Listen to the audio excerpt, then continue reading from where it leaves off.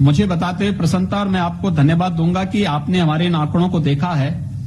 आज हमारे प्रदेश में लेवल 1, लेवल 2, लेवल 3 के कोविड हॉस्पिटल में 1,01,000 बेड उपलब्ध हो चुके हैं और आज ही ये चीजें हम लोगों ने तैयार करने में हमें सफलता प्राप्त हो गई है। यानी पूरे देश के अंदर किसी भी राज्य के पास ये सर्वाधिक संख्या और उत्तर प्रदेश ने इसमें सफलता प्राप्त की है। साथ साथ 10,000 टेस्टिंग की क्षमता आज के दिन पर उत्तर प्रदेश में प्रतिदिन की हो चुकी है। ये दो हमारी उपलब्धि है। 15 जून तक हमने टेस्टिंग की क्षमता को 15,000 करने, इसके बाद 30 जून तक 20,000 तक प्रतिदिन करने की व्यवस्था की है। अब तक हमारे पास आज की डेट पर हम लोग 2,72,000 टेस्ट संपन्न कर चुके हैं। आप अनुमान कर लीजिए कि जहां पे हमारे पास जब कोविड का पहला केस उत्तर प्रदेश में आया था तब हमारे पास 50 टेस्ट प्रतिदिन की क्षमता थी।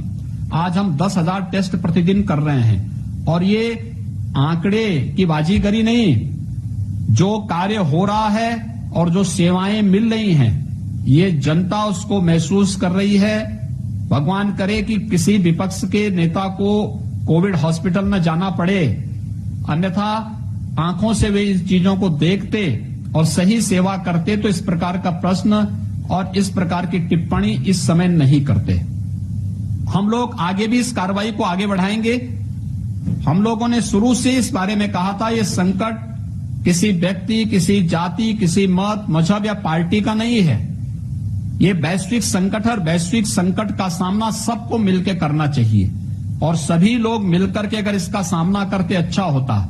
लेकिन आपने देखा होगा नकारात्मक राजनीति इस हद तक, जो लोग ट्विटर पर बहुत बड़ी टिप्पणियां करते हैं, एक फूटी कौड़ी यानी एक पैकेट भी भोजन का उन्होंने किसी गरीब को इस दौरान नहीं दिया है।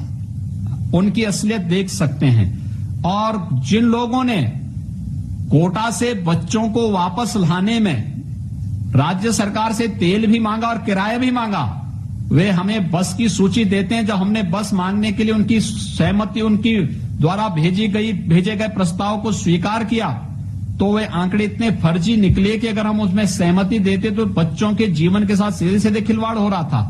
आप एक डिजास्टर के खिलाफ लड़ाई के समय में इस प्रकार का फर्जी कार्य कर रहे हैं और जनता की और छात्रों के जीवन के साथ खिलवाड़ कर रहे हैं। ये अक्षम्य अपराध है और इस प्रकार की कारगुजारी, इस प्रकार का फर्जीवाड़ा कतई स्वीकार्य नहीं हो सकता। राज्य सरकार केंद्र सरकार के साथ मिलकर के प्रत्येक नागरिक को न केवल सम्मान और सुरक्षा देने के लिए प्रतिबद्ध है बल्कि बेहतर स्वास्थ्य सुविधा भी दे रही है और आगे भी हम एक क्रम हमारा निरंतर आगे भी चलता रहेगा।